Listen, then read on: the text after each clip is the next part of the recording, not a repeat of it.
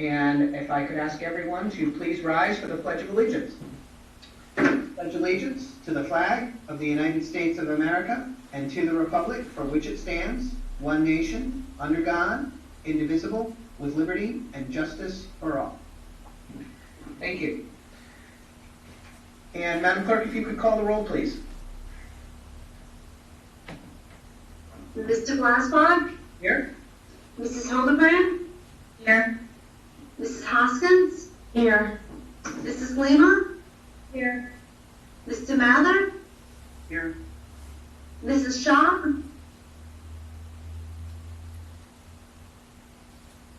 No.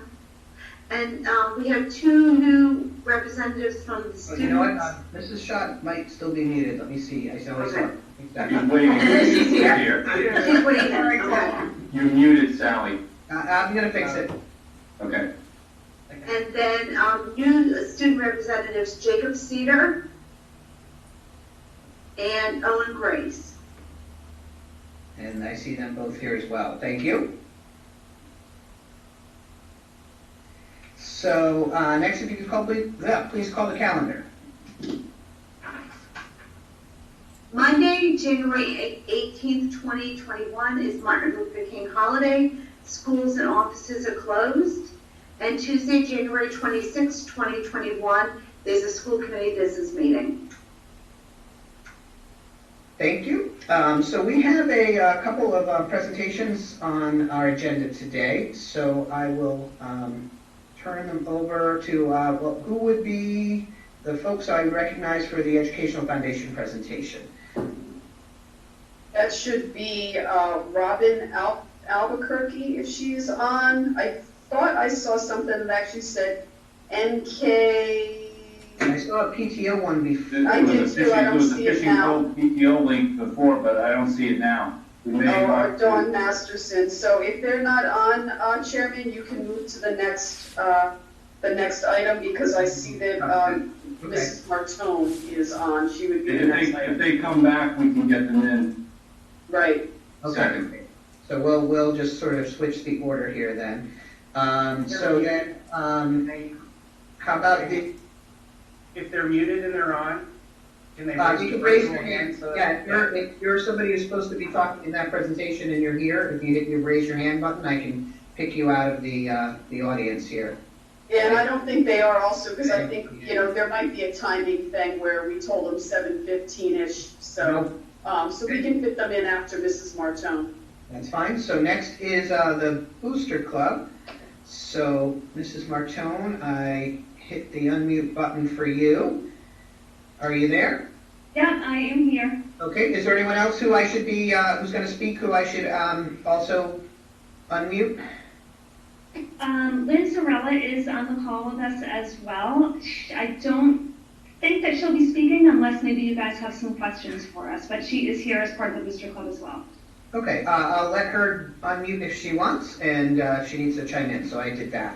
So I'll turn things over to you. Awesome, thank you. All right, well, thank you so much for the opportunity to speak tonight at the school committee meeting on behalf of the Booster Club. I will be presenting the request that I think you guys probably all have copies of. The Booster Club is proposing that the new turf field at the high school be named in memory of our former AD, Dick Fossa.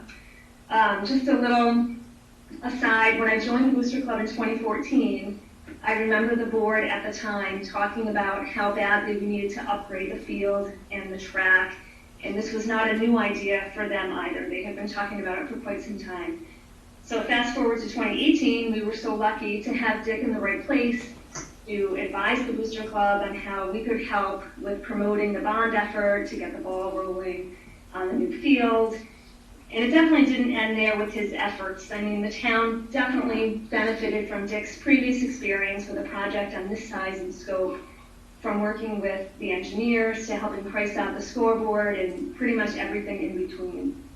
I'm not sure that anyone was more proud to represent NK than Dick was when we hosted Hendricken on that Friday night in October of 2019, and were able to showcase that field to literally thousands of fans. I mean, it was just amazing. It was super fun. Friday night lights, to the max, really. So anyway, the official proposal was in the form of a letter. Dr. Roger, Mrs. King, Mr. Walsbag, Dr. Mansieri, and school committee members, on behalf of the North Kingstown High School Booster Club, I am writing to request that the field at North Kingstown High School, part of the Anthony C. Perry Athletic Complex, be named in memory of our former athletic director, Dick Fossa. Dick Fossa was the AD for 3 years at North Kingstown High School and was instrumental in getting the turf field and track approved as part of the November 2018 bond referendum and installed at NKHS the following year. Residents of North Kingstown have been looking for a new turf and track for years. It's no coincidence that it came to fruition during Dick's tenure here. His strong leadership was critical in gaining support from the town for the bond and seeing the project through from beginning to end.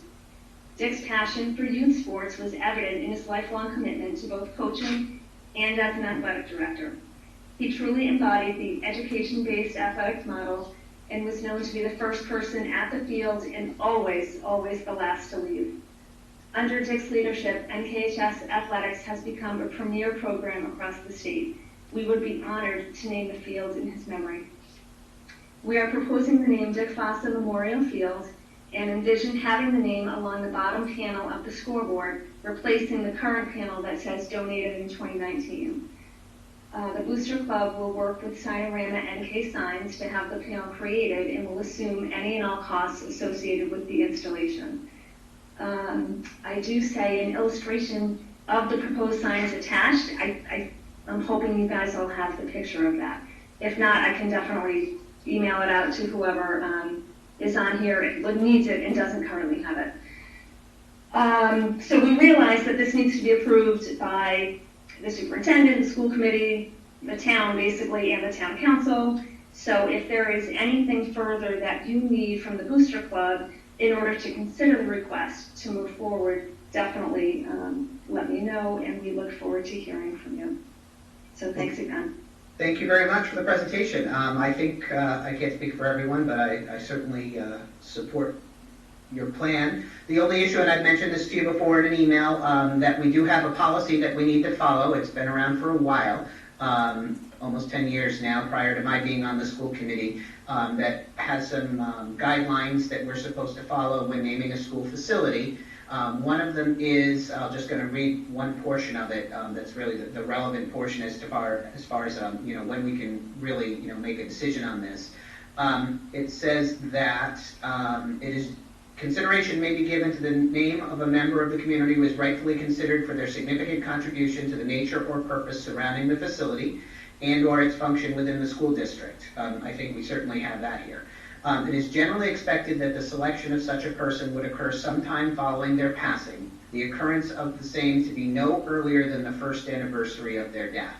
So for that reason, we need to kind of hold off on really moving this forward for a little while. But I think it's something that we'd be willing to take up as soon as we are able to under this policy, and then work with you folks in making the necessary approvals and taking it from there. Okay, that sounds great. I had definitely read through the policy that you guys sent, so that was good to know. So just one question, does that mean the public comment period, does that start after the 1-year anniversary? I think we can set it up. I've got to read through the whole policy again, but I think that we would be able to basically sort of start the process ahead of time and then not do a final approval until after, and I think we would be okay with that.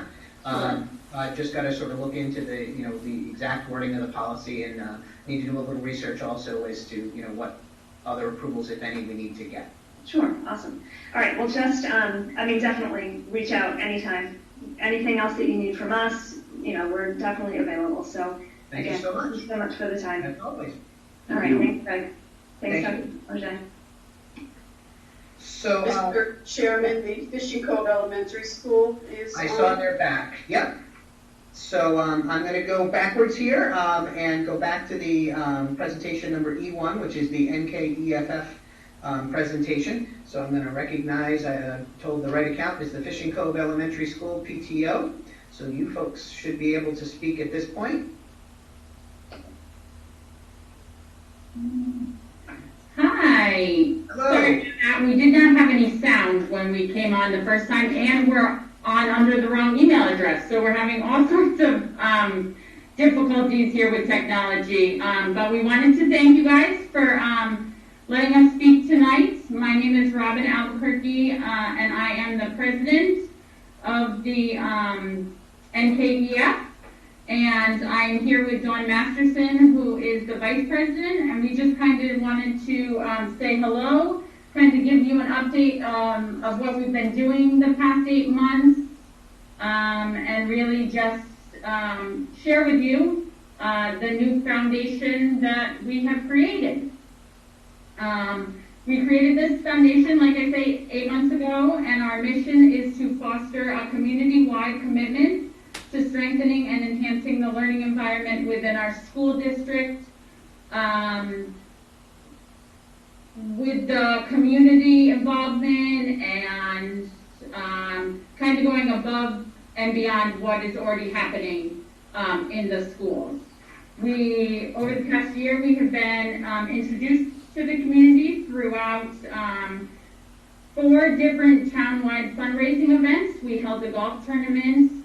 We had Spook Out NK, which was very successful. We had a family portrait session, and we just finished Light Up NK, which was also successful. That consisted of house decorating contest and business storefront decorating contest, and then a 2-night luminary event. The pandemic has definitely produced a challenging experience for us as far as establishing ourselves in the community. We had big goals where we were going to introduce ourselves into the community through the Memorial Day Parade and introduce ourselves to the family and such. But that didn't happen, so instead we've done different ways, especially through social media and our fun flyers and trying to get the word out that we're around. We're established. We've been able to successfully fundraise enough money where we're ready to give out some grants, where our grant committee is established, and we're just about ready to give out our first grant, which we're super excited about, hopefully by the end of this week or next week. So that's happening, and our next fundraiser is next month, which is our townwide month-long readathon, which we have school initiatives and incentives, and we have townwide team challenges. We've connected with the North Kingstown Library and the Davisville Library to celebrate reading during our long February winter month, which we're hoping will be just a fun experience for everyone who's included and involved in it. We just wanted to make sure that the school committee knew that we were here to support the school systems, and we're trying to be partnering with the community and with the teachers and the faculty and the staff and the administration. We're doing our best to not be a burden, but be helpful in this time where it's challenging. We would just like to be that little beacon of hope and establish ourselves that way. We're open to any questions that you might have for us. Our website is available, and we're ready to serve. Well, thank you very much. I appreciate the hard work that you've done to get your foundation up and running in certainly our challenging time, as you expected. So good work in doing that. And as things start to get back to normal, which we all hope will happen soon, I hope that you can really get things going. Thank you very much. Any questions any of the members have for Michael, I'd just like to thank Robin and Dawn for their efforts. You know, they know that this is something we've been hoping to have for a long time now, and to have an organization that is looking to help us out with these kinds of extracurricular types of things, field trips, or just any kind of extra items that teachers may need is really critical, and it's done with not simply, one PTO at a time, but looking at the whole district and as a unified group, and that's really helpful. So can't thank you enough for the work that you're doing. Thank you. Our pleasure. I'd like to second that. It's been pretty cool watching it grow over the last few years, and watching you guys build it. And, you know, it's kind of amazing that it's only 8 months old. All of those 8 months have been during a pandemic, and you're still able to fundraise successfully, and it's pretty exciting. Yeah. Thank you. Yeah, we're very excited this first grant will be a big deal for us. Yeah. And we have 4 others hopefully to come out, you know, in the next month after that. So it is very exciting. It's seeing all of our hard work go back to the school department, and that's really what our hope was in starting this and running with it. So yeah, it's very exciting. That's great. Thank you very much. Okay, so next we have our high quality curriculum update. Dr. Mansieri, I believe this one is yours. Yes, it is. I'm just trying to get Allison to unmute. Hold on. I never done this. I think I unmuted her. And also Jody Clark. Okay. Good evening, everybody. Very excited to be back. I'm here weekly, but every now and then I have the opportunity to give a presentation on where we are. The agenda is rather long this evening, so we'll make it as brief as possible. But last year, at the beginning of the year, somewhere around, I can't even remember, but we got a team together because you'll see in the upcoming slides. Jody, are you going to upload the slideshow? Jody is still muted. Oh, I'm sorry. I thought him. Oh. Here we are. Yes, I just need to be allowed to be shared my screen if some of you give me access to that. Is that correct?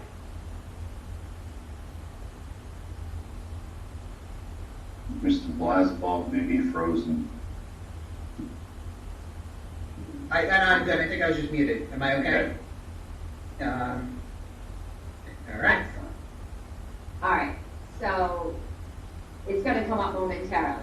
And so what I'm here to do tonight is to introduce Jody, who you saw briefly, and when we go back on, show wave, sorry about that. And also Allison Palladino. Allison was with me last year, shoulder to shoulder the entire year. She's the assistant principal of Woodford Middle School, and she was one of the members of the team. You have to be the small team representative of the people that you'd be representing at RIDE. And we walked through our curriculum for our ELA at the middle school. And last year, we wrote and were approved for a grant just over $350,000, of which we're using quite nicely. And we're here tonight to really let you know what's going on there, and then what's going on also in the math area at the middle school and at the elementary. So, Jody, you can go to the next slide. So here's the overview. We're talking about the legislation that was passed, the update of the ELA implementation, math, and then ELA. All right, so I always like this particular slide. I showed it last year as well because for those of you that are not aware of what's going on daily basis education, the Rhode Island legislature passed a law that basically talks to all of the state of Rhode Island, all the departments, all the systems. You have to have high quality curriculum by 2023, in the fall of 2023. So even though we're at the beginning of 2021, there's a lot that needs to be done to ensure that K-12 is getting high quality curriculum in math and ELA. And what you'll notice as we're going through is that years ago we started with the bridge curriculum at the elementary level, so that's for math. And then we were trying to do a K-8 last year for ELA. It was a little aggressive, so we ended up just taking on K-6 through 8 last year. And this year we have a group that we'll be talking about momentarily that is researching for the K-5. So really what has to happen is we are going to be going through for ELA and math, and then once that goes on, we are next going to be looking at science. So right now the district uses GEMSNet and the FOSS for, we've been doing it for years, for K-8, so that looks like it's going to be pretty good, but they have a few things to do. And in order to be a curriculum that you can use, you have to have a green curriculum. And RIDE has put out now on their website different curriculums that you can choose from that are green. But what we need to do for our district is to make sure that the curriculums that we're using and we're choosing are something that the students, the teachers, and the administrators feel like it's rigorous and what we need for our district. So we can forward that through. And then, oh gosh, I can't see the line. All right, so the LEA requirements based upon legislation really, I've just went over this basically, but we have to choose one of the high quality curriculums that are identified at RIDE, and then we have to select these materials, and there's some things that you have to go over that we spent last year doing to make sure that we have multilingual learners in the district, and we also have to make sure that the stories that the students are reading and the articles that we're talking about represent very culturally responsive. So there's some things that maybe were not there years ago, and that as you're going through now and you pick up curriculum, you need to make sure that that is within the curriculum, that that's within resources. A lot of publishers will give you their websites, and it was our job as the team to make sure all of that was in there last year. And then finally, develop a plan back at the district central office to make sure not only that you're using the curriculum, but you're also training the teachers to be able to roll it out. Next. And right here, I love this slide. It was part of a RIDE presentation a while back, but I just want you to see it's been over 10 years in some of the areas in our district to have high quality instructional materials. And this basically talks about if you have high quality materials, and a lot of studies out there show that educators are the most important thing of people, as they think. Most important people are from the students, but if they don't have high quality curriculum also, you need to have that. And then on top of it, if you have high quality materials and professional learning, not only will you jump ahead too much, but it's too much. So it's really important to make sure that we have work parallel to the teacher training along with the new district materials. And I'm really proud of that this year because one of the people we were able to bring to us was Jody Clark, who was looking at RIDE, and she has quite the background in reading. And she's been able to bring our middle school teachers through a big coaching cycle. And prior to that, there had not been any of that going on. Very happy. So I'm going to turn it over to Jody right now to walk through what she has done this year with our middle school teachers and Thank you, Dr. Manzeri. So I'm going to start with the current implementation of the new ELA curriculum for grades 6 through 8. As Dr. Manzeri said, the implementation team has been working for over almost a year and a half now to select this curriculum, but they started with a vision of what they wanted all students in North Kingstown to be able to do. Part of this vision includes complex texts, participating in writing, using text evidence to support their ideas, and applying these skills and persevering. So we've made sure that we selected a curriculum that fit our needs here in North Kingstown. These are the members of the implementation team headed by Dr. Manzeri. You can see that we have principals, assistant principals, ELA actual teachers, reading specialists, multilingual learner teachers, and special ed. So our very well-rounded implementation team that is taking the lead on this. Our goals for this year, for the first year for implementation, is to make sure we ensure integrity of the curriculum. Again, this is an equity issue that all students should have access to high quality curriculum. So in order to do that, we need to make sure that the curriculum is being used properly. And in order to do that, it is really important that we provide professional learning for teachers on how to use the curriculum, which I'll speak to in a moment. We also want to make sure that we're fostering collaboration between the three buildings, Wickford Middle School, Davisville Middle School, and Davisville Academy as well. We have selected EL, which was known as Expeditionary Learning. It has 4 in-depth modules that cover topics, and the rigor is aligned to Common Core. We were able to purchase beautiful permabound books that are going to last us a long time for all students in grades 6, 7, and 8, so they can take home those books, which is really helping right now as we have this hybrid model of learning and some students learning at home. We purchased both print and digital materials for teachers and students, so part of the curriculum is online and available. And we have detailed lessons that have additional supports for multilingual learners and students reading below grade level. That was really important to the team, that the curriculum embed the support for those learners. As Dr. Mansouri pointed out with the research, just to buy a high-quality curriculum is not enough. You need to make sure that teachers are well trained in that curriculum. So we've had 15 hours of training from outside vendors that specialize in this curriculum. I've also been providing bi-monthly support during teachers' common planning times, going in and doing things like unpacking modules, looking at lessons, analyzing student work. I've had the opportunity to work alongside the teachers in their classroom through what we're calling coaching cycles. So, and we plan on doing that 3 times throughout the year for each classroom teacher. And we are using classroom walkthroughs to, again, ensure the integrity of the curriculum, that all teachers are implementing that. We just wanted to show you again, as Dr. Mansouri pointed out, part of this work is funded by the Rhode Island Comprehensive Literacy Grant. So this is a 4-year grant, and you can see here the monies, and we are making sure that they are all going to good use. I'm going to turn it over now to Principal Palladino to talk about the math curriculum selection. Thank you, Dr. Clark. So I'm Allison Palladino. I am the assistant principal at Wickford, and I was lucky enough to be a member of that literacy adoption team last year, going through the cohort model with RIDE and EdReports.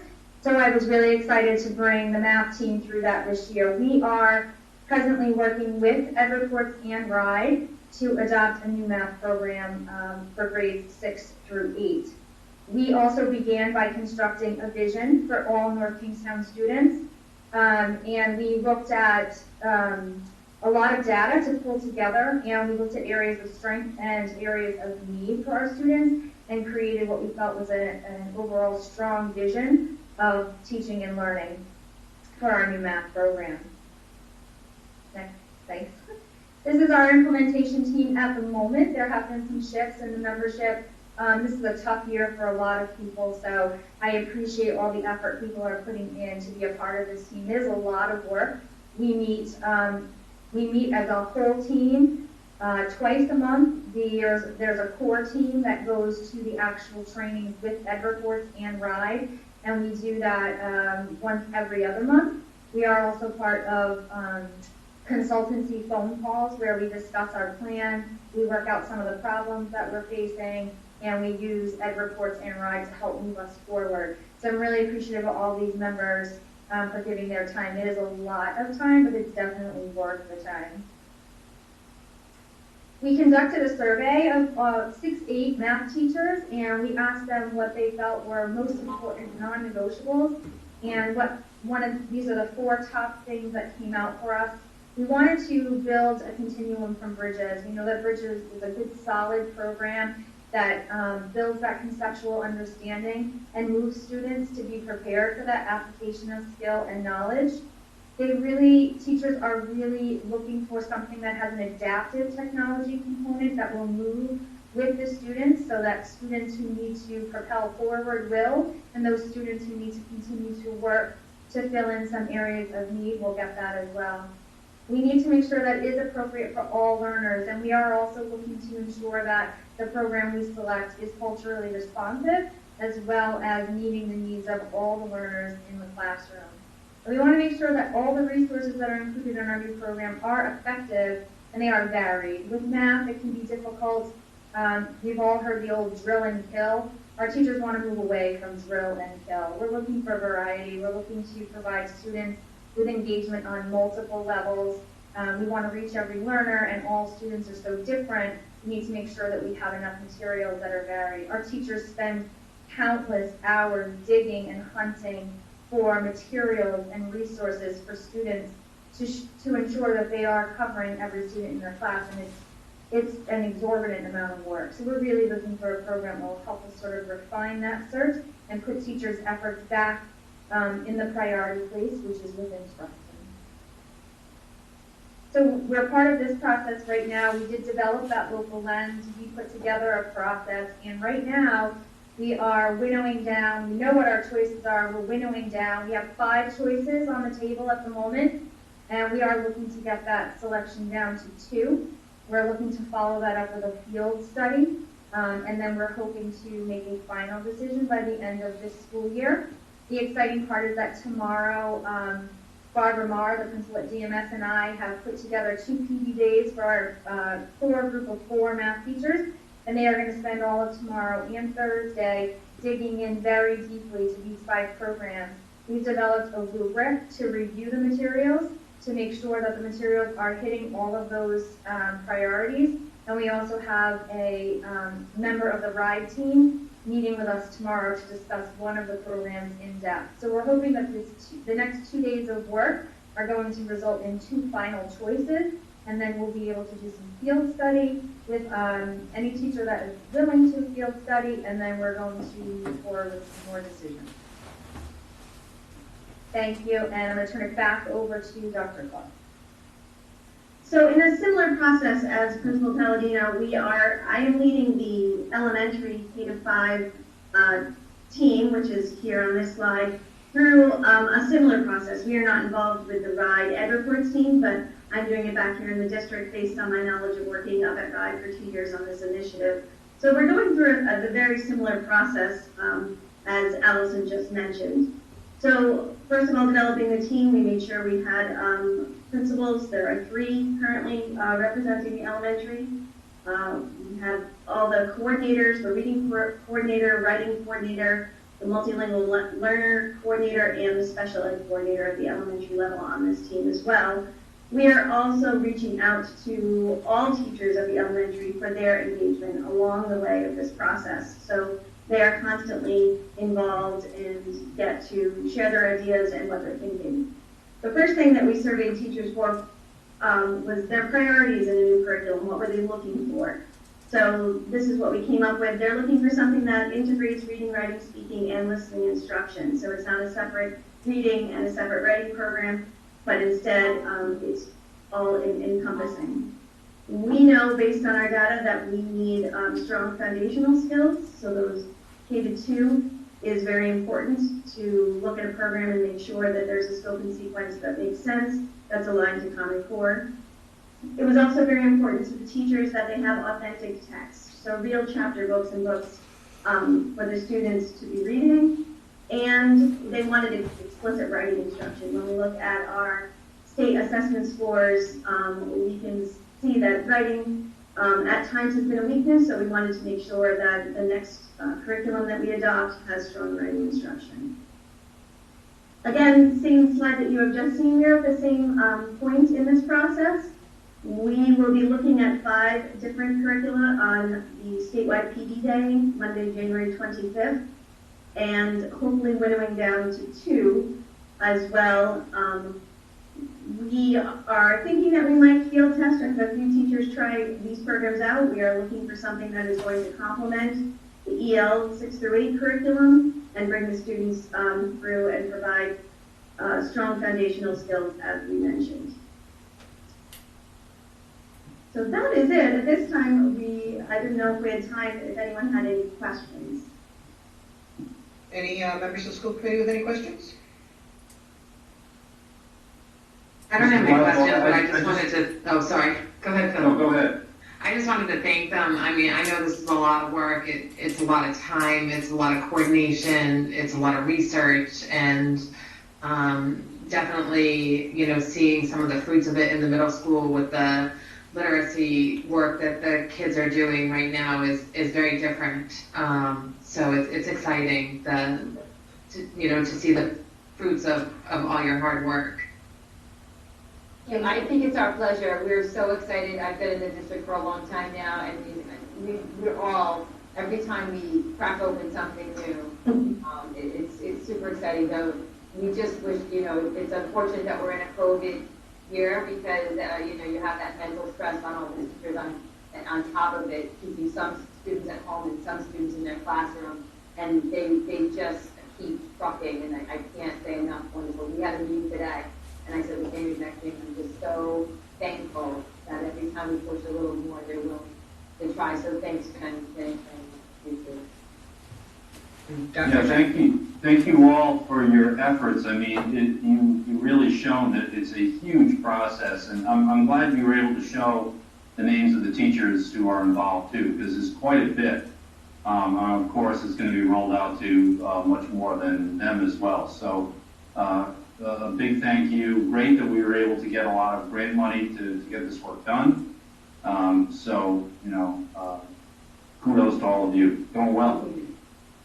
Thanks. And we're looking for open resources as well. So, thank you very much, everyone. And thank you, Jody and Allison. I really appreciate you coming tonight and helping with me. Yes. You're welcome. Thank you. My pleasure. Thanks again. So next on our agenda is the introduction of our new student representatives. Dr. J, I know you had a part in that process. If you want to explain how that works. Yes, we have Jacob Cedar here tonight and Owen Grace representing North Kingstown High School. And we could not be more happy to have them. There is a process by which, they have been selected by their peers in the student union and, vetted, I guess, by their advisor and Dr. Morse and myself, and have met with myself and Mr. Blasball to talk about some of the expectations. Really, I was invited to one of their recent meetings, had a great meeting, and I think, we're off to an excellent start. So I want to welcome Jacob and Owen. And I don't know if you guys would like to say anything to get started. Yeah, thank you for the opportunity of being able to join you here. I tried to turn my camera on, but I'm having some difficulty there. It keeps shutting off. So We can hear you. yeah, but thank you very much for letting Owen and I join you, and we're really happy that the school department gave us the liberty of allowing the students to contribute in a democratic process to, have some representation here. We are really appreciative of everything you guys do for us, and we hope Owen and I can be of some help to you as well. Thank you very much. Welcome on board. And we have a format this year where the representatives will, once a quarter, give a brief presentation on where they are with the student union and any, significant issues that the student union wants us to be aware of. And so I think that will be kind of helpful in their capacity as truly as representatives. And I'm looking forward to that. And once they are ready for their first presentation, we'll get that on the agenda. All right, thank you very much. Next, we have the NK nominated for Lead by Example, Office of Energy Resources Award. So I just, we did not ultimately win the award, but I thought it was important that the school committee see that this particular award was relative to the project of changing out the lighting in the high school, which was a pretty big project, and converting it all to LED lighting. And we've done several of those projects in conjunction with National Grid, and Vision Energy is our partner with that. And we've gotten a lot of incentives. We've gotten a lot of on-bill financing from National Grid.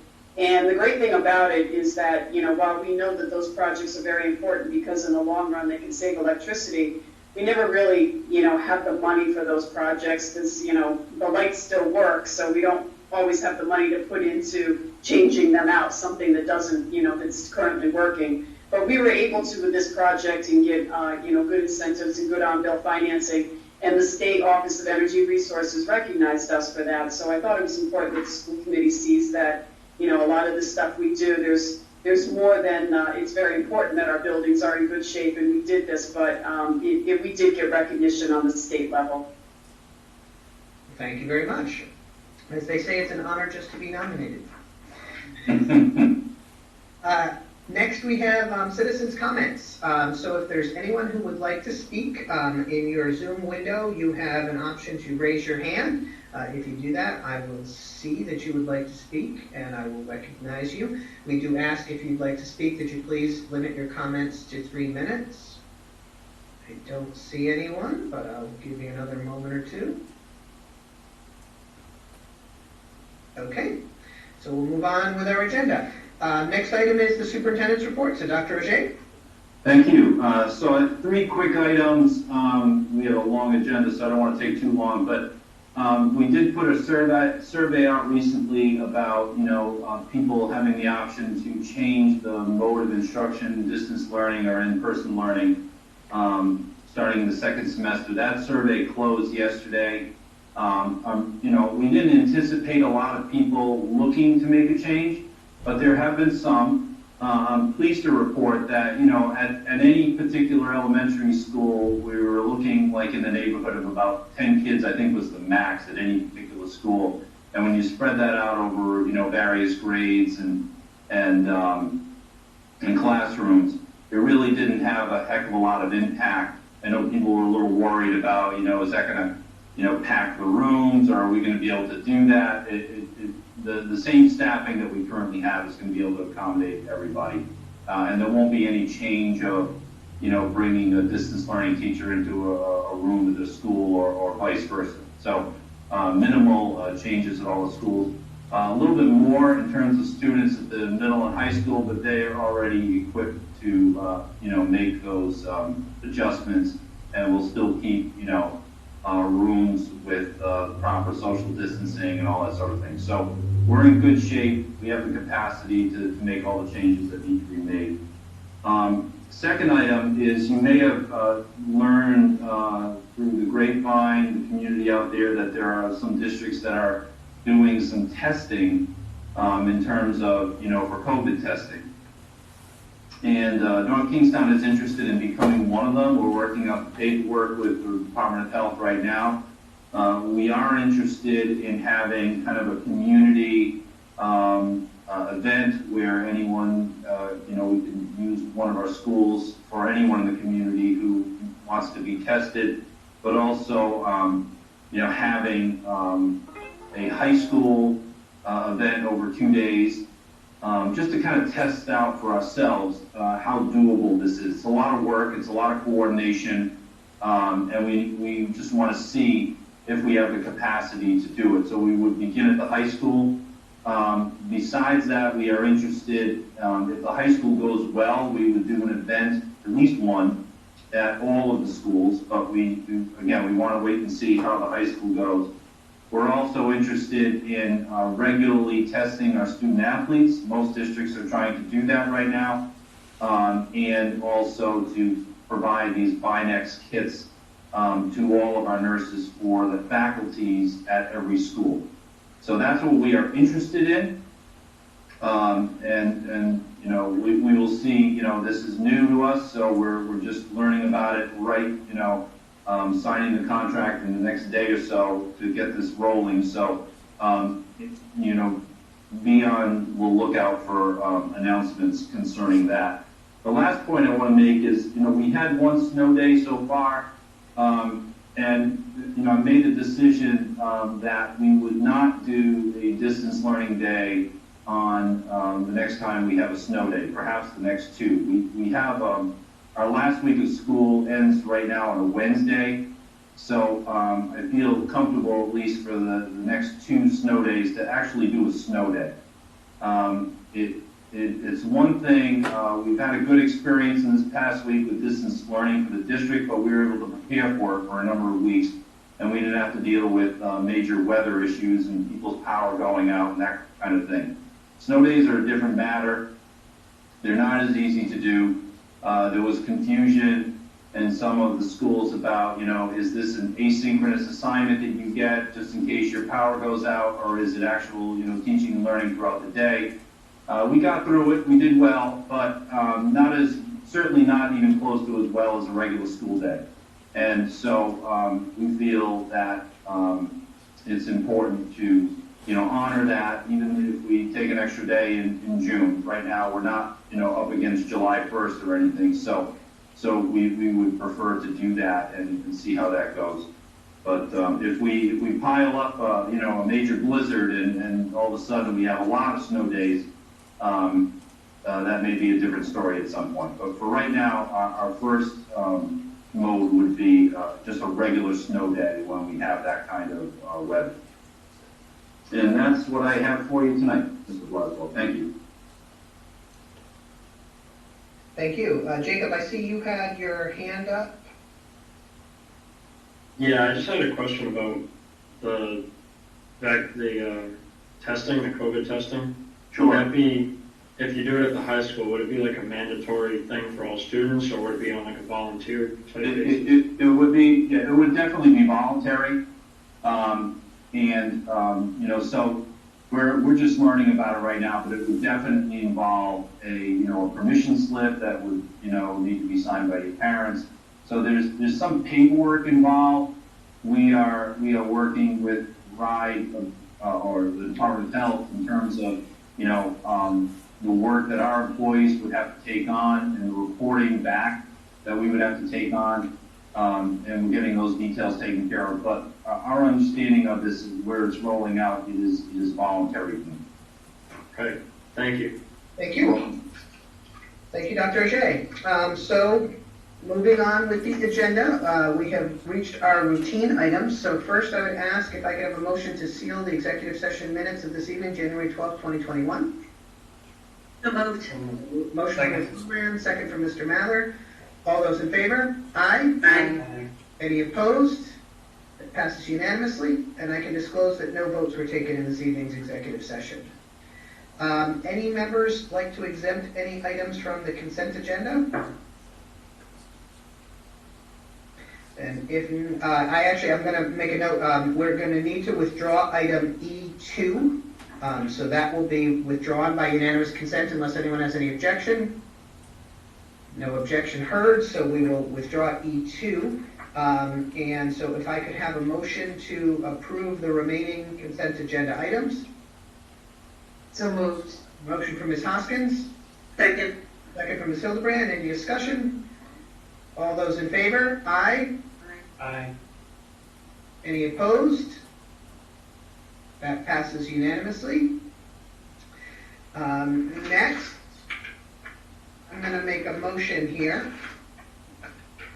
So I'm going to make a motion with respect to this item that the school committee directs the superintendent to include private school busing as we prepare the 2022 budget, and to include private school busing in any transportation plans for the 2021-2022 school year.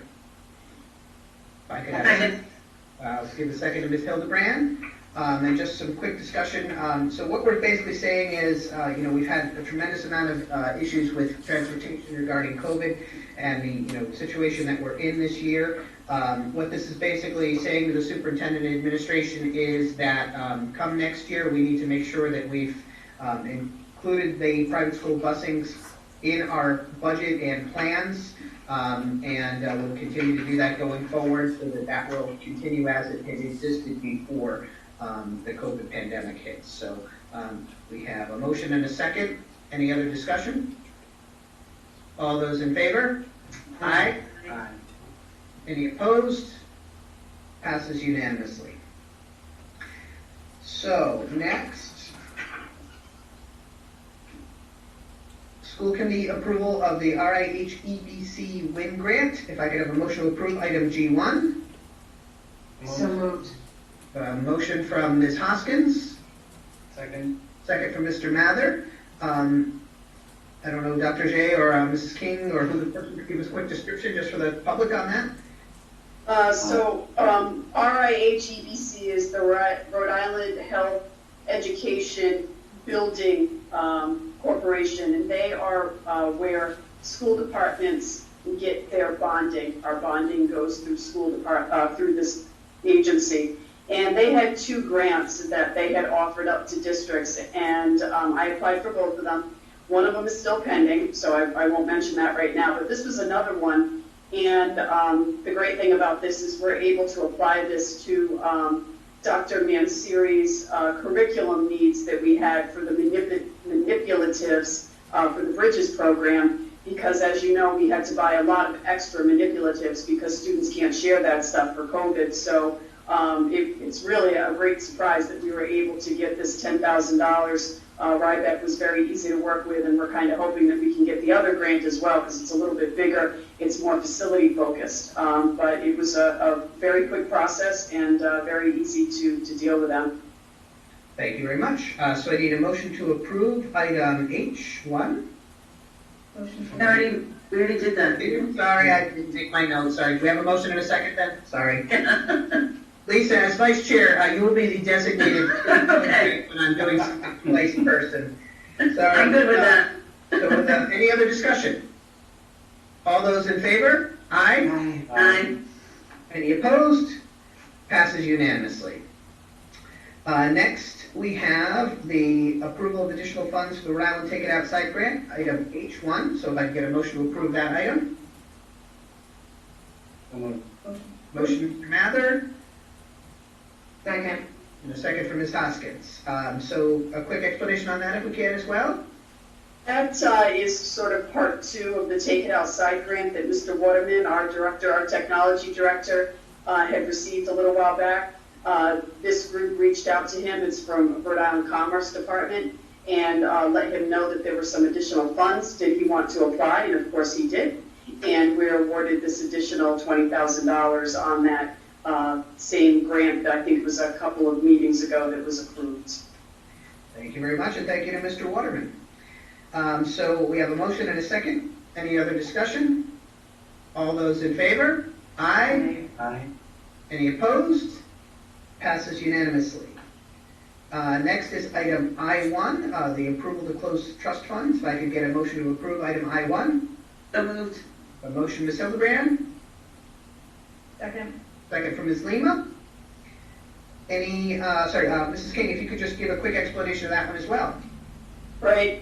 So we have had many very old trust funds that have been on our books that we've had very limited information about. And when I say old, there's one of them on here that's from 1932. So we did ask an associate in Mrs. Carroll's office to take a look at what paperwork we did have and guide us on the closure, legal ability to close those funds, and the allocation of the interest to them. And anything that those trust funds were originally donated for, we will certainly carry out. But really, honestly, they're really being sucked up by banking fees, and we're really, there's really not a lot gained on that at this point. So we do seek approval to be able to close those and use them for the original intent in which they were donated. Any questions on that?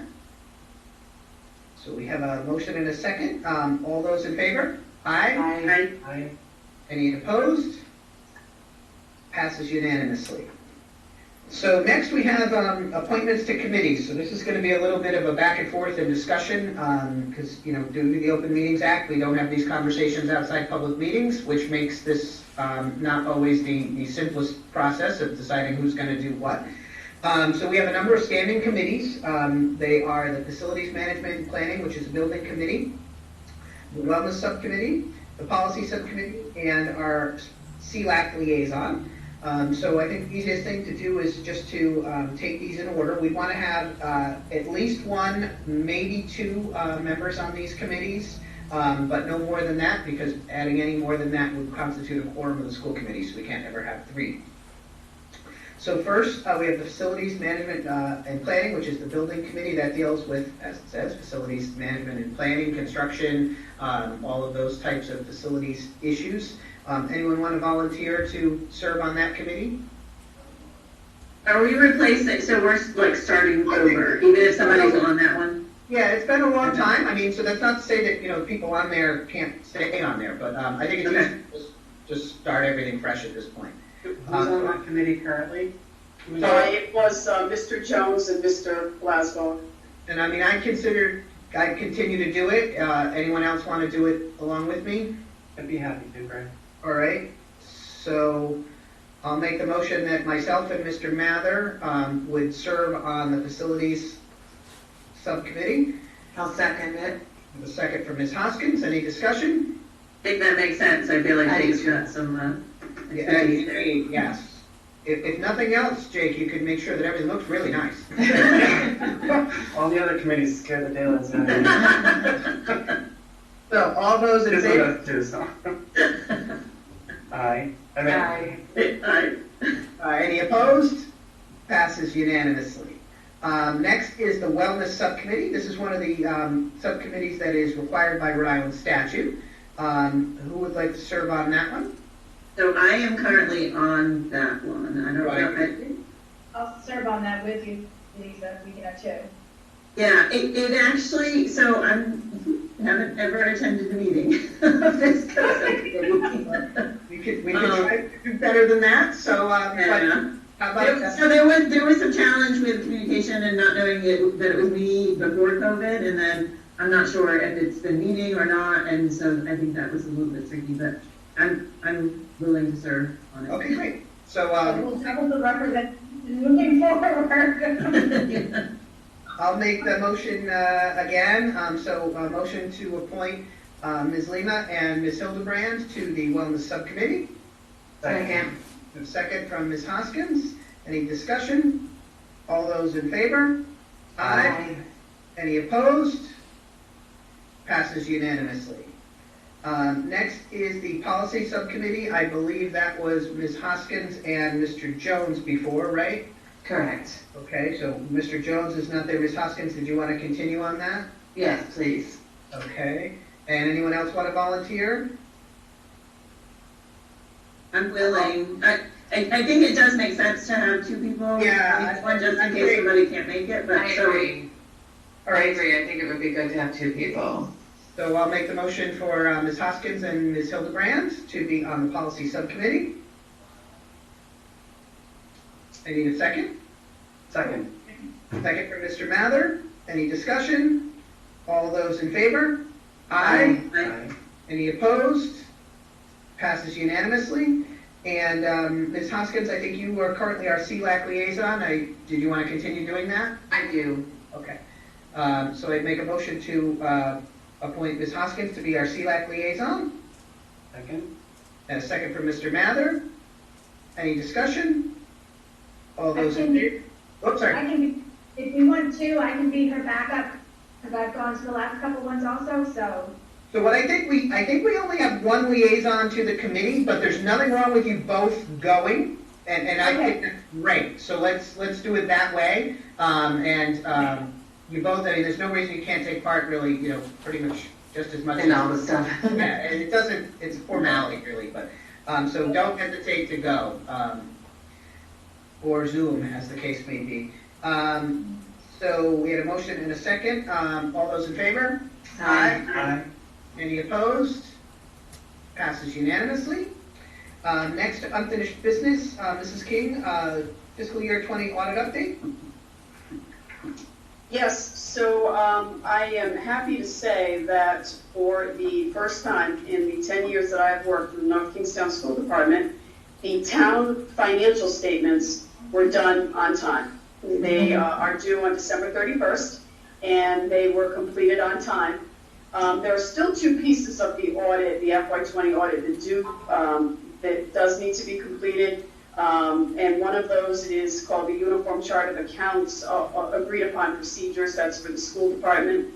And then there's the single audit.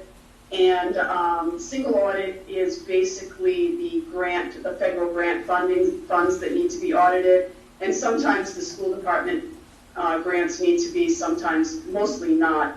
I anticipate that for FY21 we might have more because of the COVID funds. But those are still two pieces waiting. And the single audit also is where you find the management letter comments. But the financials are done. We do have, I will be sure it's posted on our website, the school department has our own separate set of financials just for the school, just because, the whole town financials are several hundred pages long. And so if we just pull out the school piece, we're able to do that So we're pretty happy that those are done, and you have those, at least you have, instead of just my numbers that are final for the school department, you have the actual town audit final on time as we head into budget season. Thank you very much. I want to congratulate Mr. Mollis, Mr. Lathrop, and their staff on, I know that's been a difficult process every year, and it's great to see. So next we have, anything on the 2021 school budget? I do not. 2021-22 school budget, we have our preliminary budget. We have a brief presentation for you this evening.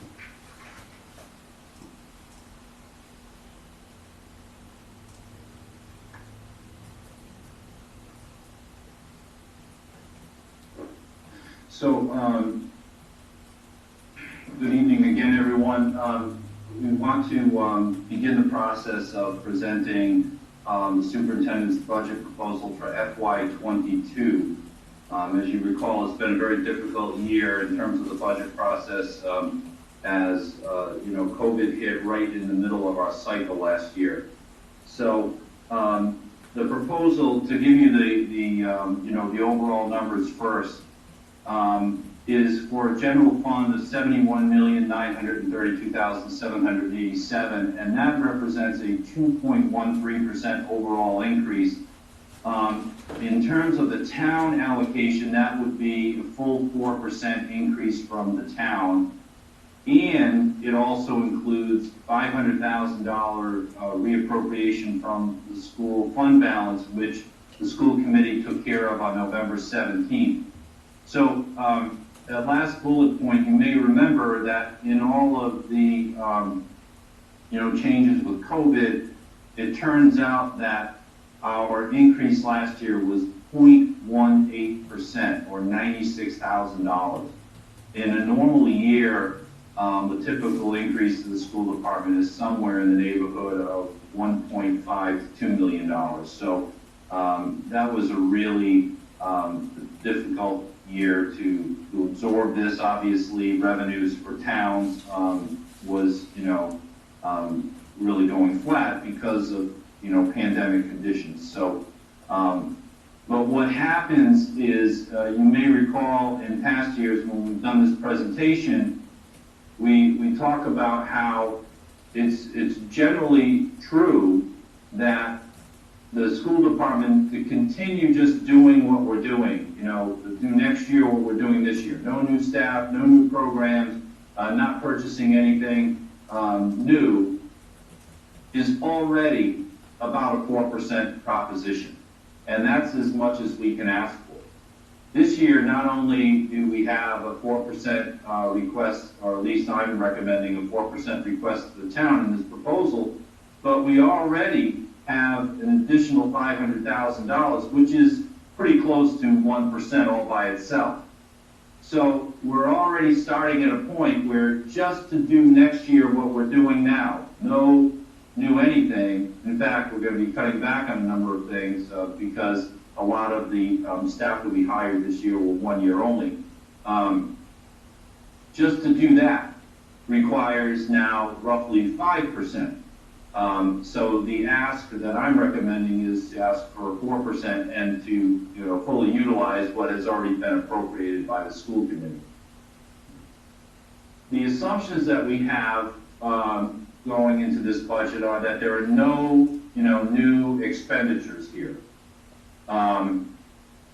That the FTEs are going to pretty much remain the same as FY21, and we would be, if you recall, we worked with the town and we were able to hire 13 additional teachers, and with approximately $1 million worth of allocations from the town and the school department. But those are 1 year, and that was to cover mainly the distance learning load, and that is going well.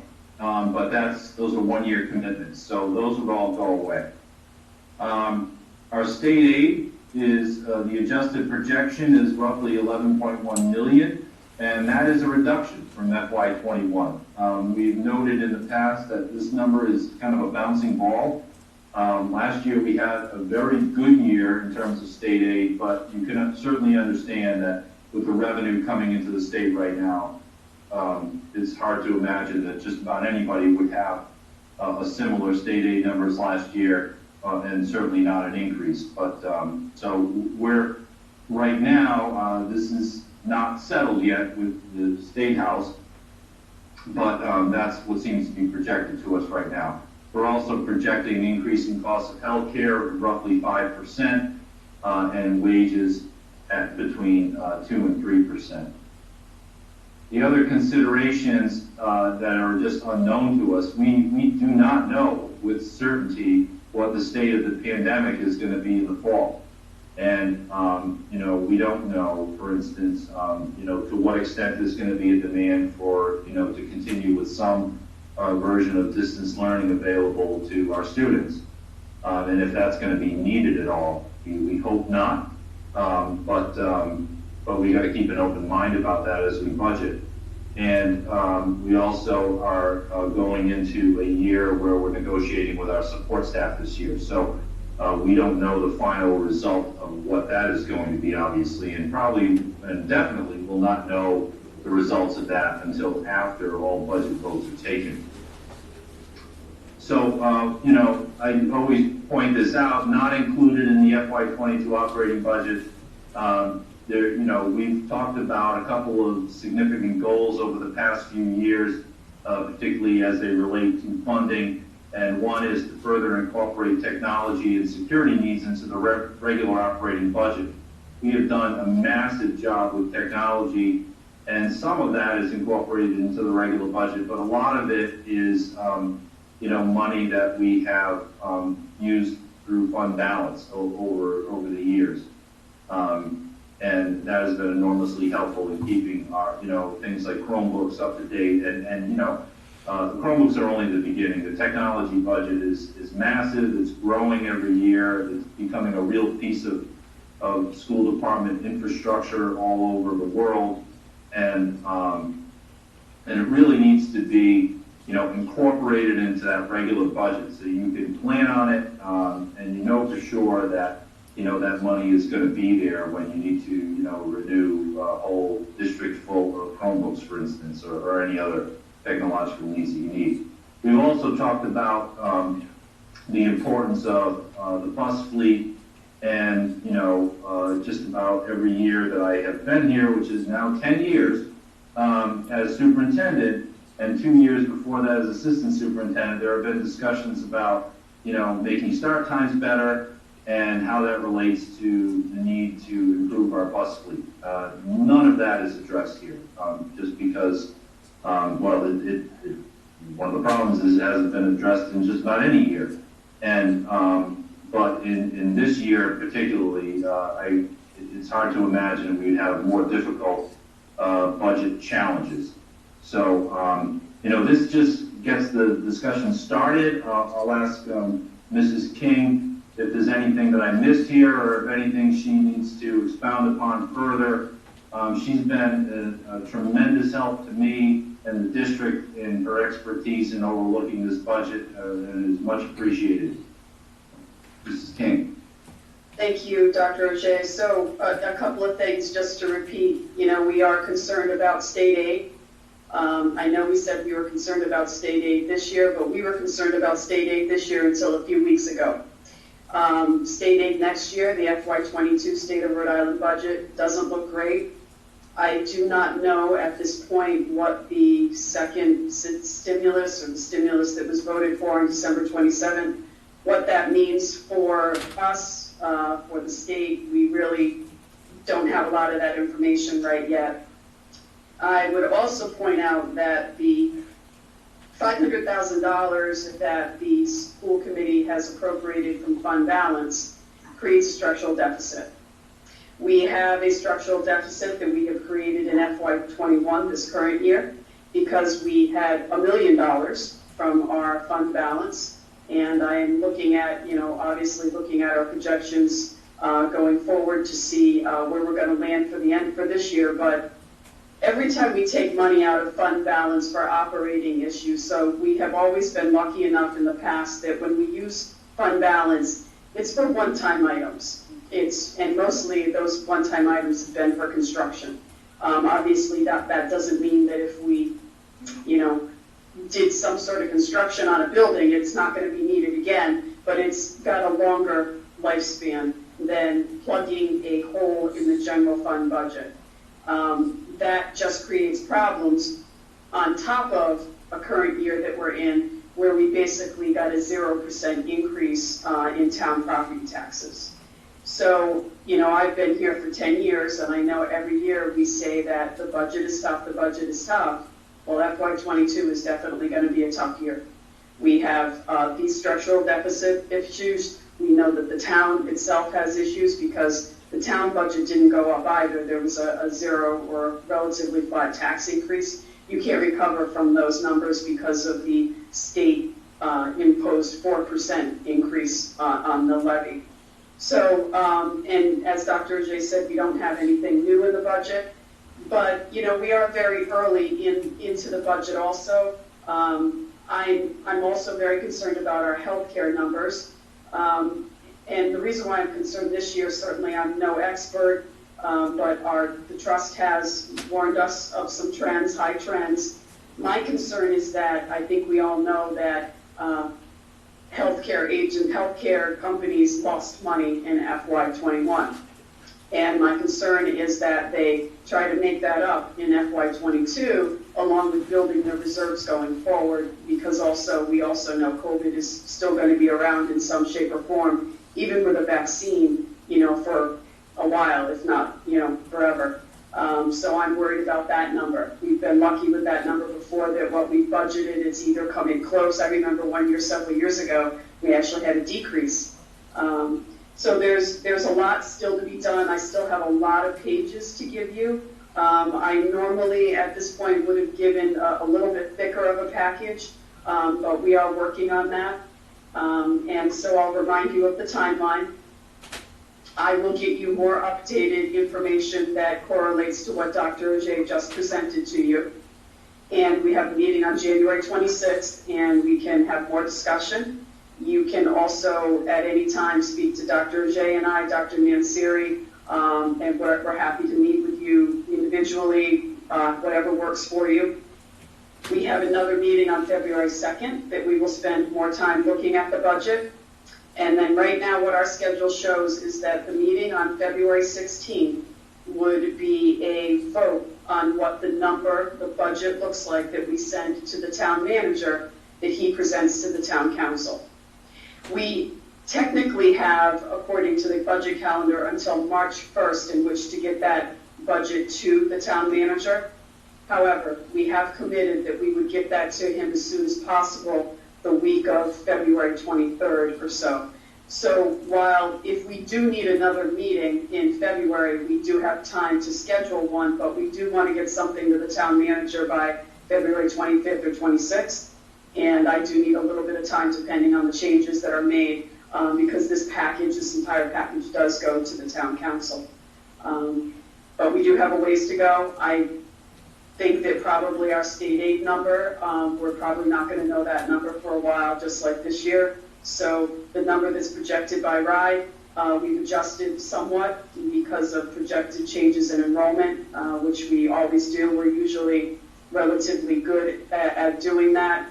But I have a feeling that we might not know the allocation of the federal funds or the state number for a little while, especially now that we're changing leadership as well. So there's a lot going on. We really have a lot going on.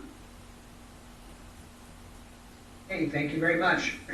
And then just to remind the members of the school committee, and since we have some newer folks, and members of the public, the way the process works is Mrs. King just laid out the timeline.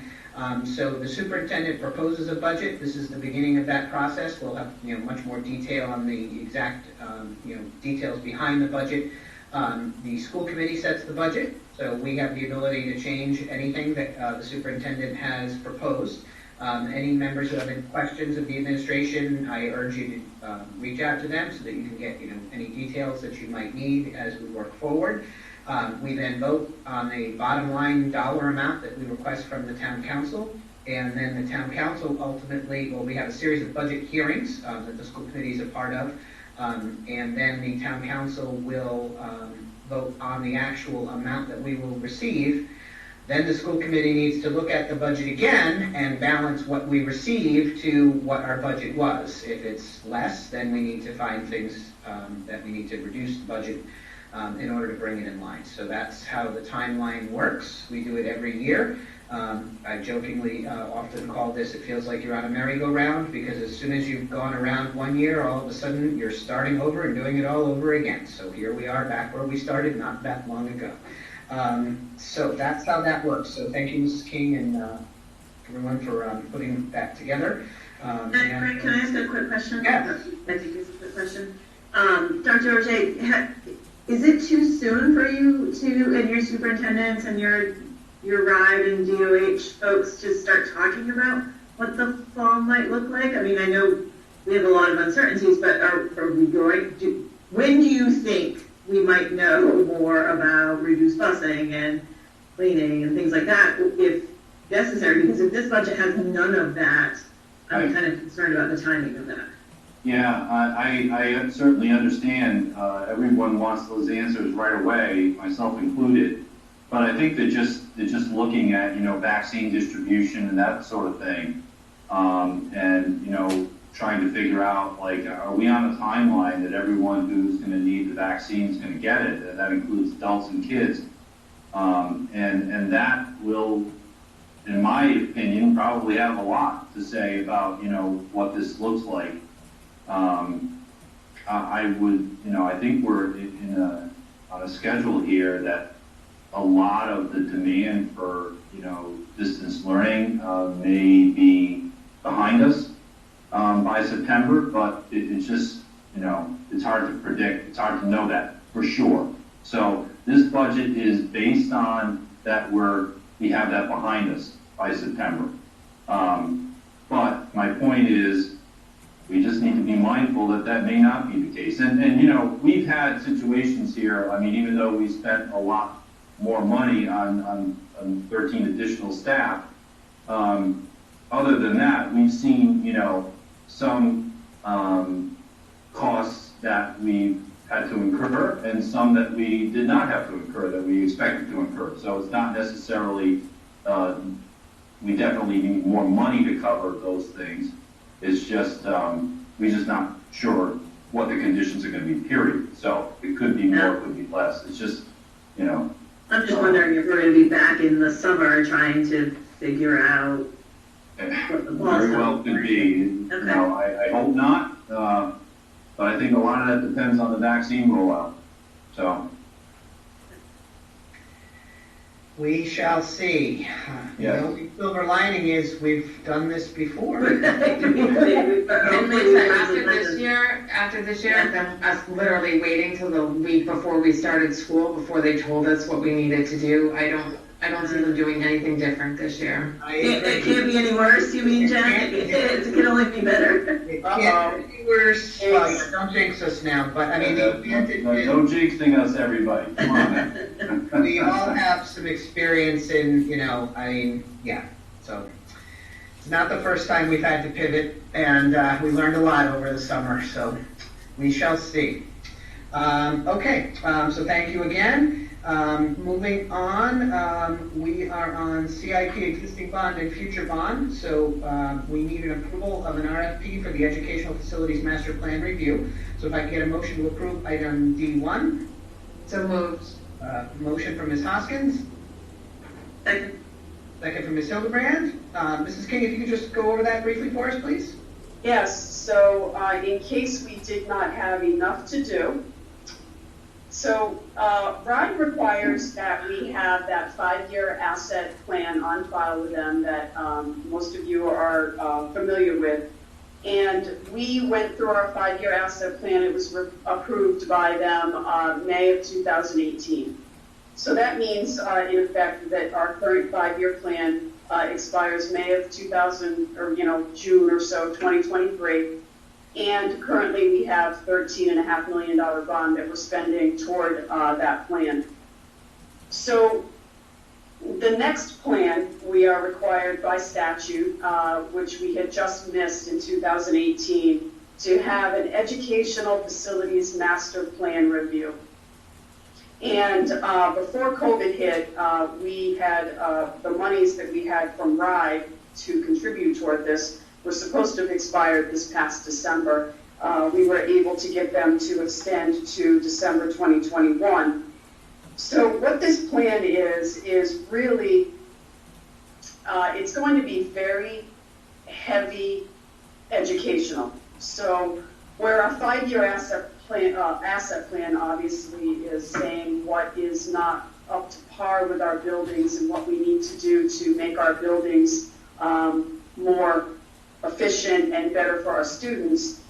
This is a different viewpoint where the educational piece is heavily taken into account, and what you then need to do or consider doing to make your buildings fit your educational vision. So what we tend to do, obviously, you know, we have a 85-year-old middle school and we have really old buildings where we're taking our programs and making them fit into the buildings that we have.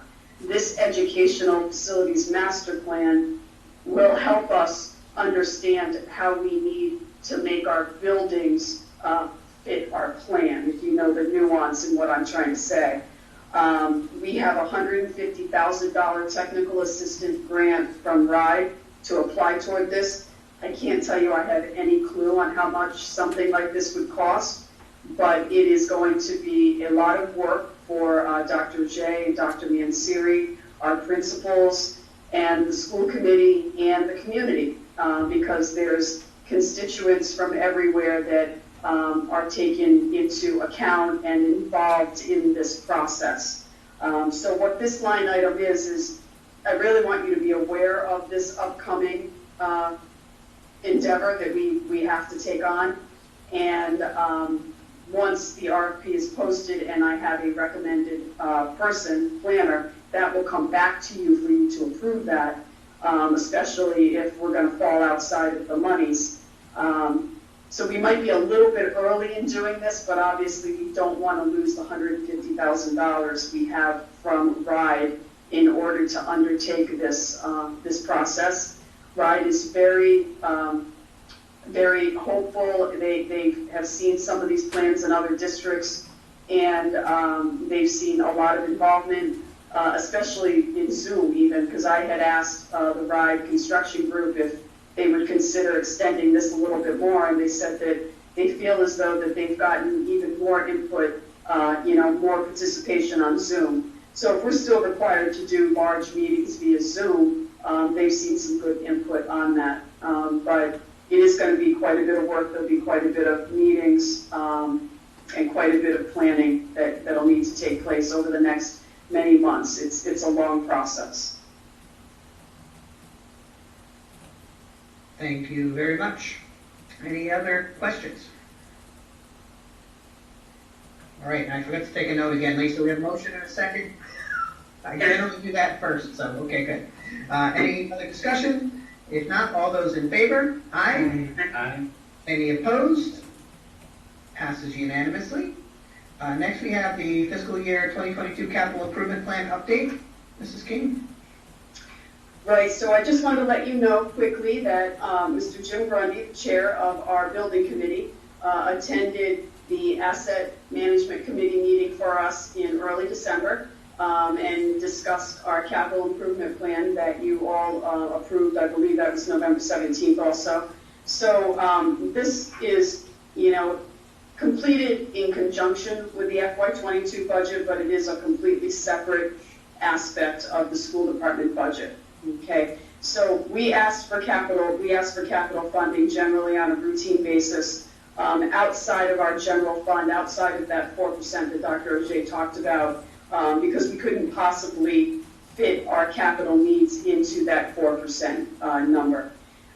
So we'll continue on that process. Generally, the Asset Management Committee presents something to the Town Council in, I think, February or March. That's their recommendation for town-wide capital funding. So I'll definitely keep you posted on that, but we thank Mr. Grundy for his efforts for the district in attending that meeting for us and updating the Asset Management Committee on our capital needs. Thank you. And the summer 20.